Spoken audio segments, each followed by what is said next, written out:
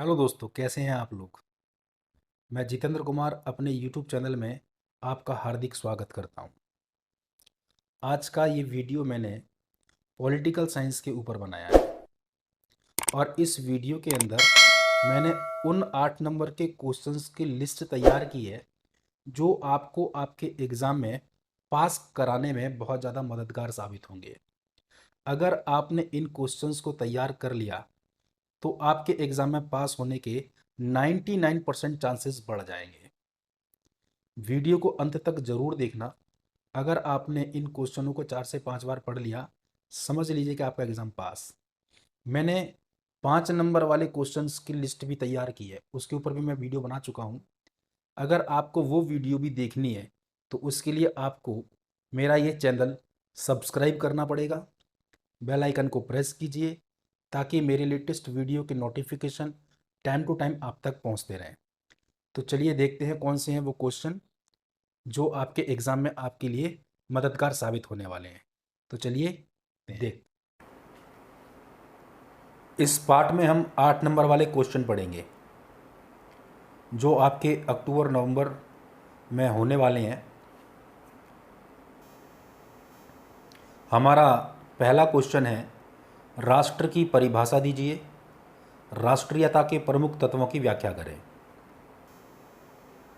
इसका आंसर है, राष्ट्र के अंग्रेजी शब्द नेशन की उत्पत्ति लैटिन भाषा के शब्द नेटस से हुई है, जिसका अर्थ है जन्म या जाति। जो लोग जन्म या जाति के आधार पर अपने को एक समझते हैं उन्हें राष्ट्र कहा जाता है, परंतु आज किसी भी राष्ट्र में एक ही नस्ल के लोग हों ये संभव नहीं है। भिन्न भिन्न विचारकों ने राष्ट्र की विभिन्न परिभाषाएं दी हैं। जैसे बर्गेस के शब्दों में राष्ट्र भौगोलिक एकता वाले प्रदेश में बसी हुई एक नस्ल की जनसंख्या को कहा जाता है। लीकॉक का कहना है कि राष्ट्र से अभिप्राय उस संगठन से है जो एक ही जाति अथवा वंश वाला हो। बार्कर का कहना है कि राष्ट्र व्यक्तियों का समुदाय है जो एक निश्चित प्रदेश में रहता है और परस्पर प्रेम की भावना से बंधा हुआ होता है। अब हम पढ़ेंगे राष्ट्रीयता के प्रमुख तत्व। राष्ट्रीयता का पहला तत्व है समान जाति या नस्ल। एक ही जाति या नस्ल के लोगों में एकता और अपनेपन की भावना होती है। एक ही जाति के लोग अपने को दूसरी जातियों से अलग समझते हैं। बर्गेस और लीकॉक ने समान नस्ल को ही राष्ट्र का मुख्य आधार बताया है। दूसरा तत्व है समान भाषा। भाषा लोगों को एक दूसरे के निकट लाती है। एक ही भाषा बोलने वाले लोग खुद को दूसरों से अलग समझते हैं, क्योंकि भाषा द्वारा ही वे एक दूसरे को अपनी बात कह सकते हैं और समझ सकते हैं। समान भाषा से समान विचार उत्पन्न होते हैं। एक ही भाषा बोलने वाले लोगों में अपनेपन और एकता की भावना बड़ी जल्दी विकसित हो जाती है। तीसरा तत्व है समान धर्म। धर्म का व्यक्ति के जीवन पर गहरा प्रभाव पड़ता है, इसलिए एक ही धर्म को मानने वाले, एक ही धार्मिक रीति रिवाजों का पालन करने वाले अपने को एक मानने लगते हैं और अन्य धर्मों के लोगों से अपने को अलग समझते हैं। इस प्रकार समान धर्म भी राष्ट्र का निर्माण करने में सहायक होता है। चौथा तत्व है भौगोलिक एकता। भौगोलिक एकता राष्ट्रीयता के निर्माण में बहुत महत्वपूर्ण तत्व है। राष्ट्र के विकास में सामान्यतः भूमि का बहुत महत्व होता है। जब एक जनसमूह के लोग किसी एक निश्चित भूमि पर साथ साथ रहते हैं तो उनमें एकता की भावना पैदा हो जाती है। जैसे हम भारतीय, यह भावना एक प्रदेश में रहने के कारण उत्पन्न हुई है। पांचवा तत्व है समान संस्कृति। सामान्य संस्कृति राष्ट्र के विकास में बहुत सहायक है। संस्कृति मनुष्य जीवन के अनेक पहलुओं से संबंध रखती है। सामान्य संस्कृति के कारण लोगों में एकता उत्पन्न होती है। सामान्य संस्कृति के बिना राष्ट्र की कल्पना करना भी बहुत मुश्किल है। संस्कृति के बिना हम राष्ट्र की कल्पना नहीं कर सकते।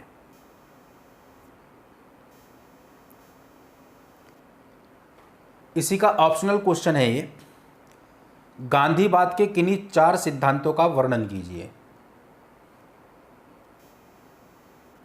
गांधीवाद के सिद्धांत।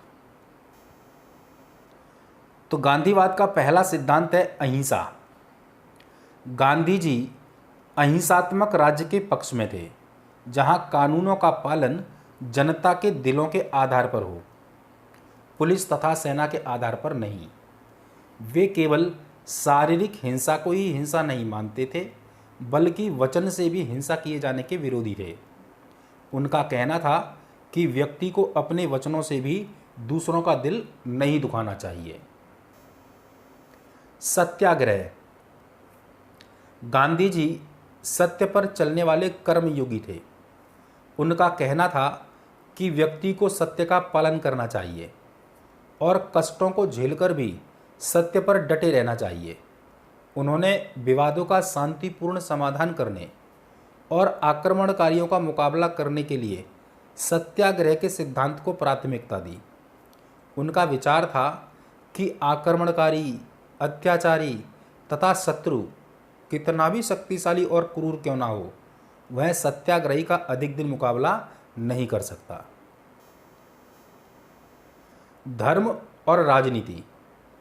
गांधी जी से पहले ये कहा जाता था कि राजनीति का धर्म से कोई संबंध नहीं और दोनों साथ साथ नहीं चल सकते, परंतु गांधी जी ने राजनीति को धार्मिक बनाने का समर्थन किया।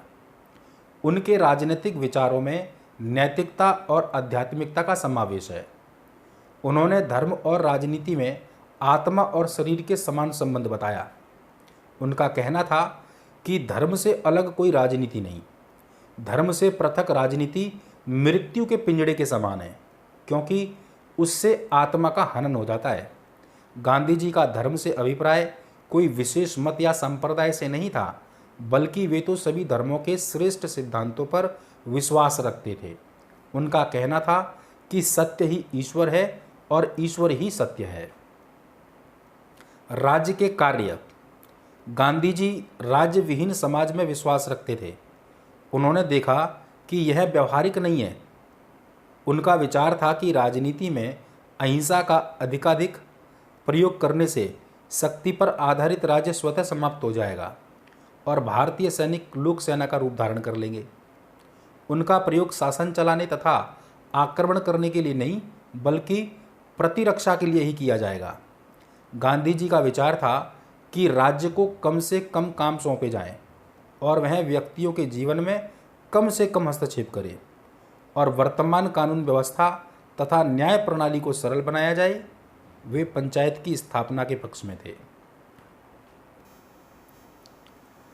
नेक्स्ट क्वेश्चन है, भारतीय संविधान प्रकृति के अनुसार संघात्मक है, परंतु आत्मिक रूप से एकात्मक है।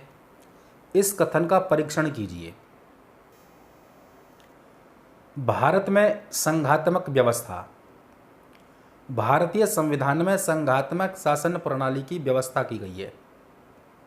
बेशक इस संघ का झुकाव एकात्मकता की ओर है, परंतु आधार रूप में यह एक संघीय व्यवस्था है।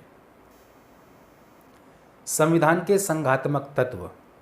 अब हम जानेंगे कि संविधान में जो संघात्मक तत्व है वो कौन कौन से हैं। पहला तत्व है शक्तियों का विभाजन। संघात्मक शासन प्रणाली की सबसे प्रमुख विशेषता यह है कि इसमें केंद्र तथा राज्यों में शक्तियों का विभाजन होता है। शासन की समस्त शक्तियां केंद्र के पास नहीं होती, बल्कि केंद्र और इकाइयों में बटी हुई होती हैं, जिसके लिए 7वीं अनुसूची में 3 सूचियों की व्यवस्था की गई है: संघ सूची, राज्य सूची और समवर्ती सूची। संघ सूची के सभी 97 विषयों पर केंद्र को कानून बनाने का अधिकार है, जबकि राज्य सूची के सभी 66 विषयों पर राज्य को कानून बनाने का अधिकार प्राप्त है तथा समवर्ती सूची के 47 विषयों पर कानून बनाने का अधिकार केंद्र व राज्य दोनों को प्राप्त है। लेकिन यदि केंद्र व राज्य द्वारा बनाए गए कानून में मतभेद पाया जाता है तो केंद्रीय कानून लागू होगा, ना कि राज्य कानून। दूसरा जो पॉइंट है वो है दोहरा शासन। संघात्मक शासन प्रणाली में दोहरे शासन का प्रावधान किया जाता है। केंद्रीय शासन तथा राज्यों का शासन। केंद्र में अलग से विधानमंडल होता है, कार्यपालिका होती है और राज्य के अपने न्यायालय होते हैं। संघात्मक शासन प्रणाली में दोहरे शासन का होना अनिवार्य है। लिखित व कठोर संविधान। संघात्मक शासन प्रणाली में लिखित तथा कठोर संविधान का होना आवश्यक है। राज्यों और केंद्र के बीच शक्तियों का विभाजन संविधान द्वारा किया जाता है और वह एक लिखित रूप में होता है। संविधान कठोर भी रखा जाता है ताकि केंद्र राज्यों में शक्तियों में आसानी से हस्तक्षेप ना कर सके। संविधान में संशोधन तरीका ऐसा रखा जाता है कि केंद्र और राज्य दोनों की सहमति से ही कोई परिवर्तन हो सके। संविधान की सर्वोच्चता। भारत में संविधान सर्वोच्च है, ना कि संसद। संसद ऐसा कोई कानून अथवा संविधान संशोधन नहीं कर सकती जो संविधान के मूलभूत ढांचे के विरुद्ध हो। इस प्रकार संविधान की सर्वोच्चता के द्वारा संघात्मक व्यवस्था की गारंटी दी गई है। संघीय संसद में राज्यों को प्रतिनिधित्व। संघीय संसद में राज्यों को भी प्रतिनिधित्व दिया गया है। लोकसभा जनता का प्रतिनिधित्व करती है तो राज्यसभा राज्यों का। राज्यसभा के सदस्य राज्यों की विधानसभाओं द्वारा चुने जाते हैं और राज्यों का प्रतिनिधित्व करते हैं। ये थे आपकी संघात्मक व्यवस्था के तत्व। अब हम जानेंगे संविधान में एकात्मकता के तत्व कौन से हैं। राज्य सूची पर केंद्र का नियंत्रण। सामान्यतः राज्य सूची के विषय पर कानून बनाने का अधिकार राज्यों को प्राप्त है, लेकिन राज्यसभा राज्य सूची के किसी भी विषय को 2/3 बहुमत से राष्ट्रीय महत्व का घोषित कर सकती है और ऐसी स्थिति में उस विषय पर कानून बनाने का अधिकार संसद को प्राप्त हो जाता है। राज्यपाल पर केंद्र का प्रभाव। राज्यपाल राज्य का संवैधानिक अध्यक्ष होता है, लेकिन उसकी नियुक्ति केंद्र द्वारा की जाती है और वह अपने पद पर तभी तक बना रह सकता है जब तक केंद्र चाहता है। राज्यपाल केंद्र के प्रतिनिधि के रूप में अधिक कार्य करता है। राज्यपाल किसी भी राज्य विधेयक को राष्ट्रपति के पास हस्ताक्षर हेतु भेज सकता है अथवा राष्ट्रपति से राज्य में आपात स्थिति लागू कराने की सिफारिश कर सकता है। एकल चुनाव आयोग। भारत में एक ही चुनाव आयोग है जिसका कार्य केंद्र में संसद के चुनाव के साथ साथ विधानसभाओं के चुनावों को कराना भी होता है। चुनाव आयुक्त व आयोग के अन्य सदस्यों की नियुक्ति केंद्र द्वारा की जाती है। एक हरी नागरिकता। भारत में संघात्मक व्यवस्था की भांति दोहरी नागरिकता नहीं है, बल्कि एक हरी नागरिकता की व्यवस्था है। यानी कि भारत का प्रत्येक नागरिक, चाहे वो किसी भी राज्य में रहता हो, भारतीय कहलाता है। राज्य आपात स्थिति। राज्य में संवैधानिक तंत्र विफल होने पर केंद्र राज्यपाल की रिपोर्ट पर अथवा बिना राज्यपाल की रिपोर्ट के भी राज्य में आपात स्थिति लागू कर सकता है और राज्य विधानसभा को भंग कर सकता है। अगला क्वेश्चन है इसका ऑप्शनल क्वेश्चन। संघ और राज्य के बीच विधायी संबंध का वर्णन करें। केंद्र राज्य विधायी संबंध। केंद्र व राज्यों के बीच विषयों का विभाजन 7वीं अनुसूची में किया गया है, जिसमें निम्न 3 सूचियां हैं। संघ सूची। संघ सूची पर कानून बनाने का अधिकार केवल केंद्र को प्राप्त है। इसमें 97 विषय हैं। इस सूची में महत्वपूर्ण राष्ट्रीय विषय है, जैसे कि राष्ट्रीय सुरक्षा, विदेश संबंध, संधियां, रेलवे, डाकतार आदि। राज्य सूची। राज्य सूची पर कानून बनाने का अधिकार राज्यों को प्राप्त है। इस सूची में 66 विषय हैं, जिसमें सामान्य महत्व के विषय हैं, जैसे सार्वजनिक व्यवस्था, पुलिस, स्वास्थ्य, कृषि, स्थानीय प्रशासन आदि। समवर्ती सूची। इस सूची के विषय पर केंद्र व राज्य दोनों को कानून बनाने का अधिकार प्राप्त है, लेकिन यदि केंद्र व राज्य द्वारा बनाए गए कानूनों में मतभेद है तो केंद्र द्वारा बनाया गया कानून लागू होता है। इस सूची में 47 विषय हैं। इस सूची में वे विषय हैं जिन पर सारे राष्ट्र में कानून एक समान होना चाहिए, जैसे विवाह, तलाक, दीवानी प्रक्रिया, आर्थिक तथा सामाजिक नियोजन, सामाजिक सुरक्षा इत्यादि। अवशिष्ट शक्तियां।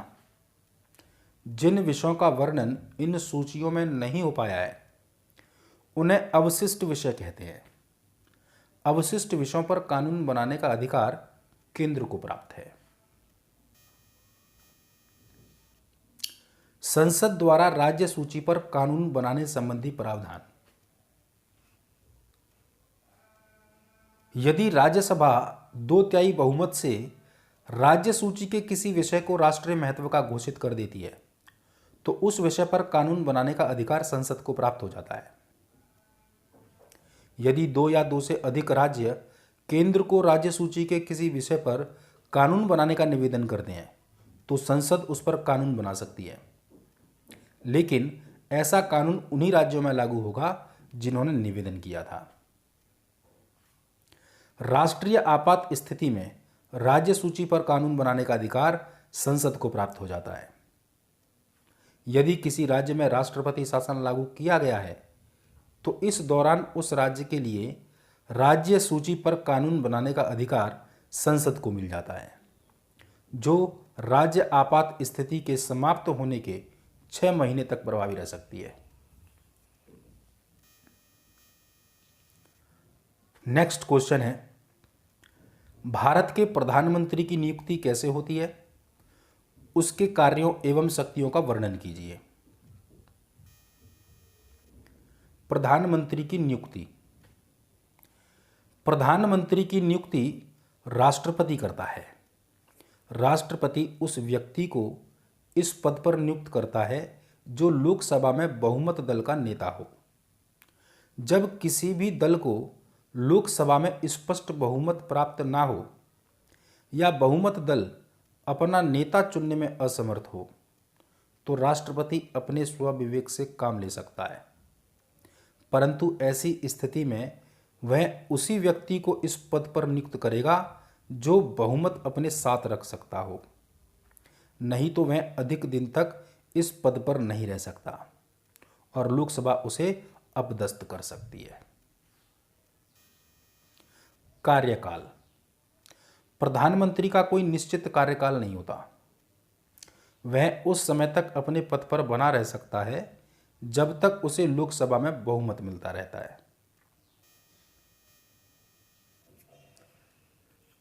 प्रधानमंत्री की शक्तियां एवं कार्य।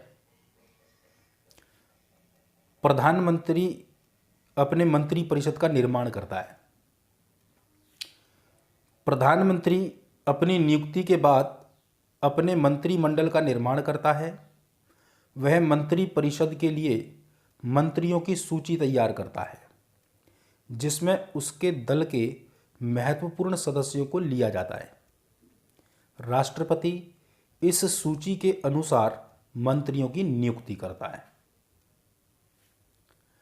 मंत्रियों में काम का बंटवारा। प्रधानमंत्री ही इस बात का निर्णय लेता है कि किस मंत्री को कौन सा विभाग सौंपा जाए। मंत्रियों की योग्यता के अनुसार ही उसके विभागों का आवंटन किया जाता है। वही इसका निर्णय करता है कि कौन कैबिनेट मंत्री होगा, कौन राज्य मंत्री या उपमंत्री होगा। प्रधानमंत्री बाद में भी उनका विभाग बदल सकता है। मंत्रियों की पदच्युति। प्रधानमंत्री यदि किसी मंत्री के कार्य से संतुष्ट नहीं हो तो उसे त्यागपत्र देने के लिए कह सकता है, और ऐसी दशा में वह मंत्री अपना त्यागपत्र दे देता है। मंत्रिमंडल की बैठकों की अध्यक्षता।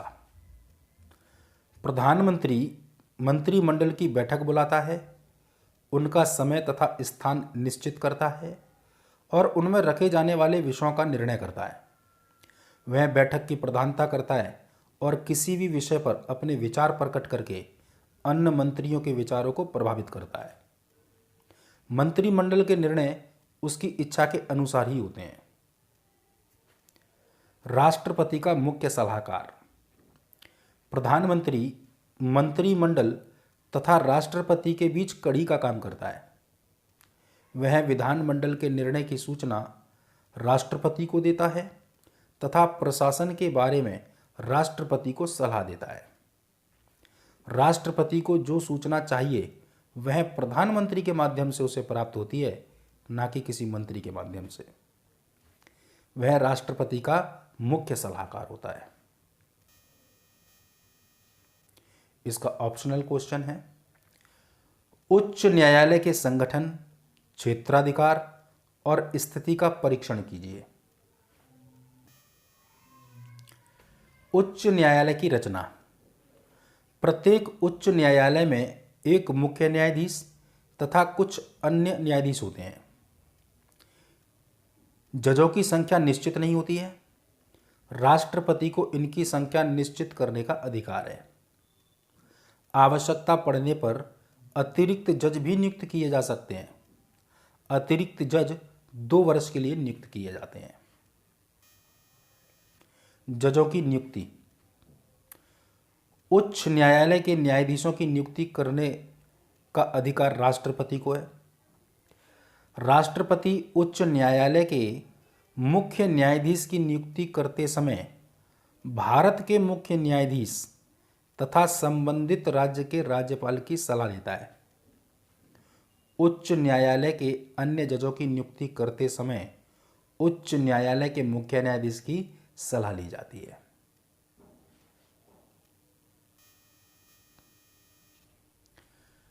योग्यता।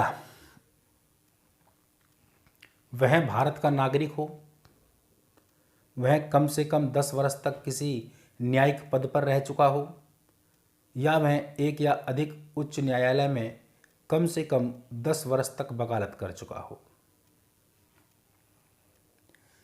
कार्यकाल।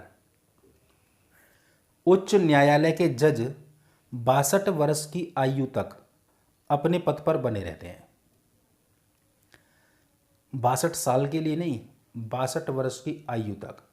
मान के चलिए कि कोई व्यक्ति 55 साल की उम्र में हाई कोर्ट का जज बनता है, तो जब तक उसकी आयु 62 वर्ष नहीं हो जाती वह अपने पद पर बना रहेगा। राष्ट्रपति मनमाने ढंग से उन्हें पद से नहीं हटा सकता। उन्हें कदाचार और अयोग्यता के आधार पर ही उस समय हटाया जा सकता है जब इस आशय का प्रस्ताव संसद के दोनों सदनों में अलग अलग 2/3 बहुमत से एक ही सत्र में पास हो जाए। वेतन तथा भत्ते। इसको बताने से पहले यहाँ पर हम बात करेंगे कि यहाँ पर जैसा कि बताया कि राष्ट्रपति अपने मनमाने तरीके से जज को नहीं हटा सकता। जज को उसके पद से हटाने के लिए एक प्रक्रिया होती है जो बहुत मुश्किल प्रक्रिया बनाई गई है। इसमें बताया गया है कि मान के चलिए अगर जज के ऊपर कदाचार का आरोप लगा हो या फिर अयोग्यता का आरोप लगा हो। अयोग्यता का मतलब यानी कि वो जजमेंट करने में ठीक नहीं है, तो ऐसी स्थिति में उसके खिलाफ जो प्रस्ताव है वो संसद में जाएगा पास होने के लिए। तो संसद के दोनों सदन, लोकसभा और राज्यसभा, इन दोनों के द्वारा एक ही सेशन में अलग अलग 2/3 बहुमत से वो प्रस्ताव पास होना चाहिए, तभी उस जज को उसके पद से हटाया जा सकता है, अन्यथा नहीं। अब जानते हैं वेतन तथा भत्ते। मुख्य न्यायाधीश को 90,000 रुपये मासिक तथा अन्य जजों को 80,000 रुपये मासिक वेतन मिलता है। इसके अलावा उन्हें निःशुल्क निवास स्थान तथा अन्य भत्ते भी मिलते हैं। उनके वेतन भत्ते आदि राज्य की संचित निधि में से दिए जाते हैं। सेवानिवृत्त होने पर उन्हें पेंशन मिलती है। उच्च न्यायालय के क्षेत्राधिकार। तो उच्च न्यायालय के क्षेत्राधिकार में सबसे पहला जो क्षेत्राधिकार है वो है प्रारंभिक क्षेत्राधिकार। उच्च न्यायालय में निम्न प्रकार के मुकदमे सीधे लाए जा सकते हैं: विवाह, तलाक, वसीयत, न्यायालय की मानहानि आदि के मुकदमे सीधे उच्च न्यायालय में लाए जा सकते हैं। दूसरा, मौलिक अधिकारों से संबंधित मुकदमे सीधे उच्च न्यायालय में ले जाए जा सकते हैं। तीसरा, चुनाव संबंधी याचिकाएं सीधे उच्च न्यायालय के सामने प्रस्तुत की जा सकती हैं। इसके बाद है आपका अपीलीय क्षेत्राधिकार। उच्च न्यायालय के पास शेष सभी मामले अपील के रूप में लाए जा सकते हैं। यह अपील जिला तथा सत्र जज के निर्णय के विरुद्ध होती है। निम्नलिखित मुकदमे अपील के रूप में उच्च न्यायालय में ले जा सकते हैं। अक्सर आपने देखा होगा जो सेशन कोर्ट होते हैं, सेशन कोर्ट में जब कोई जज जजमेंट दे देता है और अभियुक्त उससे संतुष्ट नहीं है, तब ऐसी स्थिति में उस मुकदमे की सुनवाई के लिए वह उच्च न्यायालय में अपील कर सकता है। अब यहाँ बताया गया है ऐसे मुकदमे जिनमें 5,000 या इससे अधिक की राशि या संपत्ति का झगड़ा हो, ऐसे मुकदमे जिनमें सत्र न्यायाधीश ने अभियुक्त को 4 वर्ष या इससे अधिक की कैद का दंड दिया हो। सेशन जज किसी अभियुक्त को फांसी का दंड उच्च न्यायालय से अनुसमर्थन प्राप्त करके ही दे सकता है। ये ऐसे मामले हैं जिनकी अपील उच्च न्यायालय में होती है। न्यायिक पुनरीक्षण की शक्ति। उच्च न्यायालय को संविधान की व्याख्या तथा रक्षा करने का उत्तरदायित्व सौंपा गया है और इससे संबंधित कोई भी मुकदमा सीधे या अपील के रूप में उच्च न्यायालय में लाया जा सकता है। मौलिक अधिकारों का रक्षक। उच्च न्यायालय मौलिक अधिकारों का रक्षक है। उन्हें लागू करने के लिए उच्च न्यायालय को भी 5 प्रकार के आदेश जारी करने का अधिकार है, जैसे बंदी प्रत्यक्षीकरण आदेश, परमादेश, प्रतिषेध आदेश, अधिकार परीक्षा तथा उत्प्रेक्षण लेख। इनके द्वारा वह नागरिकों के मौलिक अधिकारों की रक्षा करता है। नेक्स्ट क्वेश्चन है, भारतीय राजनीति में जाति की भूमिका का परीक्षण कीजिए। जातिवाद का अर्थ। जातिवाद एक संकीर्ण विचारधारा है जो सामाजिक असमानता व सामाजिक विघटन को बढ़ावा देती है। यही कारण है कि आज भारत में जातियां मिल जाती हैं सिवाय भारतीय जाति के। कोई ब्राह्मण है, कोई बनिया है, कोई जाट है तो कोई गुज्जर, लेकिन भारतीय ढूंढना अत्यंत कठिन है। भारतीय राजनीति में जातिवाद की भूमिका। जाति प्रथा एक सामाजिक तथ्य है और यह भारतीय सामाजिक प्रणाली का महत्वपूर्ण अंग बन चुकी है। भारतीय राजनीति में जाति प्रथा एक निर्णायक तत्व बन चुकी है। भारतीय राजनीति में जाति प्रथा की बढ़ती हुई भूमिका को देखते हुए कई विचारकों ने चिंता व्यक्त की है। इसका तात्पर्य ये नहीं लगाना चाहिए कि स्वतंत्रता से पहले जाति प्रथा का राजनीति पर कोई प्रभाव नहीं था। जातिवाद के बीज ब्रिटिश काल में ही बोए जा चुके थे, जब 1909 के एक्ट के द्वारा ब्रिटिश सरकार ने मुसलमानों को अपने प्रतिनिधि अलग से चुनने का अधिकार दिया था और तत्पश्चात बहुत सी जातियों ने इसी प्रकार अपने अलग प्रतिनिधित्व की मांग प्रारंभ कर दी। स्वतंत्रता के बाद ये आशा थी कि लोकतंत्र व्यवस्था अपनाए जाने के बाद जाति प्रथा या जातिवाद का अंत हो जाएगा, परंतु व्यवहार में ऐसा नहीं हुआ और राजनीतिक क्षेत्र में जातिवाद का प्रभाव दिन प्रतिदिन बढ़ता जा रहा है। पिछड़े वर्गों को विशेष सुविधाएं देकर तथा विधानमंडलों में उनके लिए स्थान सुरक्षित करके जातिवाद को बढ़ावा दिया है और ये एक अलग वर्ग बन गया है। इसी संदर्भ में श्री VK मेनन ने कहा था कि स्वतंत्रता के बाद राजनीतिक क्षेत्र में जातिवाद का प्रभाव पहले की अपेक्षा बहुत बढ़ गया है। इसका ऑप्शनल क्वेश्चन है और आखिरी क्वेश्चन है, भारत की आरक्षण की नीति के पक्ष अथवा विपक्ष में अपने विचार लिखिए। आरक्षण की नीति के पक्ष में तर्क। आरक्षण की नीति दलितों, पिछड़ी जातियों, कमजोर वर्गों को दिए गए अधिकारों व स्वतंत्रताओं को व्यवहारिक तथा सकारात्मक बनाती है। आरक्षण के कारण पिछड़े वर्गों को अपने प्रतिनिधि विधानमंडल, सरकारी कार्यालयों तथा शिक्षण संस्थाओं में भेजने का अवसर व्यावहारिक रूप से मिलता है। आरक्षण की नीति पिछड़ी जातियों तथा कमजोर वर्गों में शिक्षा के प्रसार, उनकी आर्थिक स्थिति में सुधार, उनके राजनीतिक तौर पर सशक्तिकरण में भूमिका निभाती है। आरक्षण की नीति पिछड़ी जातियों तथा कमजोर वर्गों की सरकार में भागीदारी सुनिश्चित करती हैं और लोकतंत्र को केवल धनी तथा पढ़े लिखे लोगों की सरकार नहीं रहने देती, बल्कि इसे वास्तव में जनता की सरकार अथवा वास्तविक लोकतंत्र का रूप देने में भूमिका निभाती है। आरक्षण की नीति के कारण पिछड़ी जातियों तथा वर्गों में शिक्षकों की संख्या में वृद्धि हुई है और उनका आर्थिक व राजनीतिक सशक्तिकरण हुआ है। अब जानेंगे आरक्षण के विपक्ष में तर्क। आरक्षण की नीति नागरिकों के समानता तथा स्वतंत्रता के मौलिक अधिकारों का उल्लंघन करती है।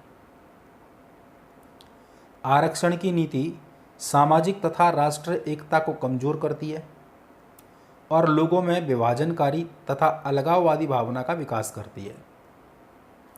आरक्षण की व्यवस्था 1950 में केवल 10 वर्ष के लिए की गई थी, परंतु आज ये समाप्त होने की अपेक्षा फैलती जा रही है और बहुत सी संपन्न जातियां भी आरक्षण की मांग करती रही हैं। आरक्षण की नीति बहुत से हिंसात्मक आंदोलनों का कारण भी बनी है। उदाहरण स्वरूप राजस्थान में गुज्जर जाति के लोगों ने अपने को अनुसूचित जनजाति में सम्मिलित किए जाने के लिए आंदोलन किए, जिनमें जान और माल की भी हानि हुई और महीनों तक राष्ट्र जीवन अस्त व्यस्त रहा। तो अभी हमने जितने भी क्वेश्चंस पढ़े हैं, ये सारे क्वेश्चन बहुत ज़्यादा इम्पोर्टेंट हैं, जो अभी आपके अक्टूबर-नवंबर में होने वाले हैं। मैंने 5 नंबर वाले क्वेश्चनों के ऊपर भी एक वीडियो बनाया हुआ है, उसे भी मैं जल्द अपलोड कर दूंगा। तो आप लोगों से गुजारिश है, अगर आपको मेरा वीडियो अच्छा लगा हो तो आप मेरे इस चैनल को सब्सक्राइब कर दें, बेल आइकन को प्रेस कर दें, ताकि आपको मेरे लेटेस्ट वीडियो का अपडेट टाइम टू टाइम मिलता रहे। धन्यवाद।